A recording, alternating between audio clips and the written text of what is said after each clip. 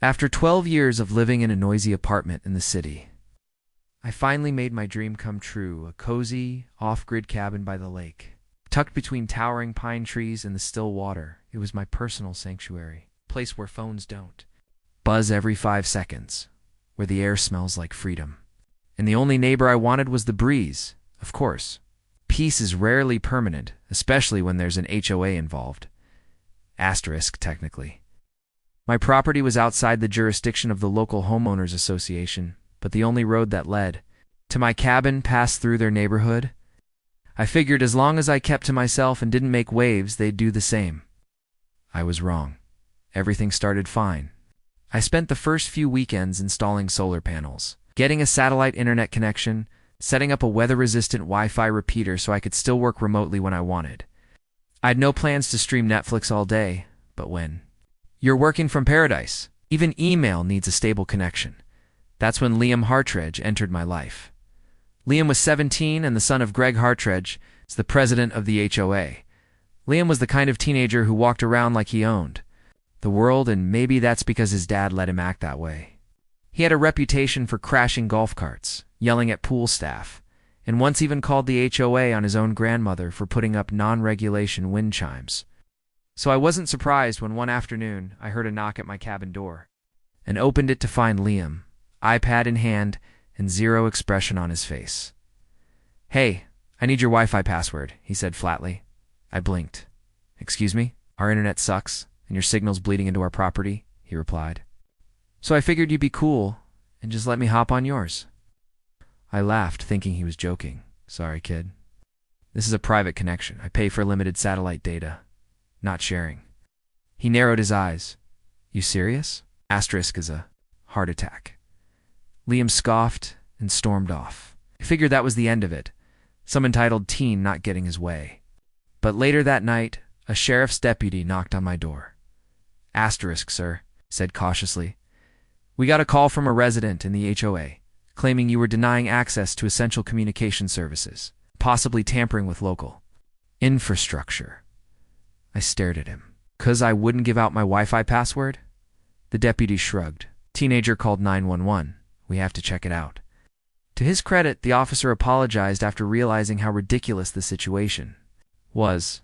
He shook his head and left. But now the gears in my brain were turning. This wasn't just teenage entitlement. This was HOA arrogance passed down through the generations. The next day, Greg Hartridge, Liam's father, showed up, acting like he was about to inspect my cabin for code violations. "We have an issue," he said, arms crossed. "No, you have an issue," I replied. "Your son misused emergency services because I wouldn't give him free internet?" He waved it off like I was talking about a noise complaint. "Look, all I'm saying is, we have dozens of homes here that struggle with coverage. You've clearly got a strong signal. Maybe consider contributing to the neighborhood." "Not my neighborhood," I said bluntly. "I'm not under HOA governance. You're on the other side of the line." He glared. "You're still using our road." That's when I knew this wasn't over. It wasn't about Wi-Fi anymore. It was about control. The Hartridges were trying to send a message. We run this area, even if you're not part of our little club. I decided to send a message back. The next weekend, I contacted my internet provider and upgraded to a commercial-grade repeater. I legally owned the pole it sat on. It was installed on my property, but broadcast a wide signal that had bled into parts of the nearby HOA. With the new hardware, I could monitor who was trying to access it and just how many devices were piggybacking. Turns out, not just Liam, but multiple other HOA members had been attempting to connect, and a few had been leeching off my connection undetected. So I tweaked the settings, boosted the encryption, and blacklisted every MAC address that wasn't mine. Then I added a firewall that specifically blocked signal access beyond my property boundary. It didn't just cut the Hartridges off. It created a dead zone all the way down their street. By Monday, the HOA was in chaos. Greg called me 3 times in one day. I didn't answer. By the end of the week, I received a printed letter complete, with official HOA letterhead accusing me of malicious disruption of shared neighborhood services.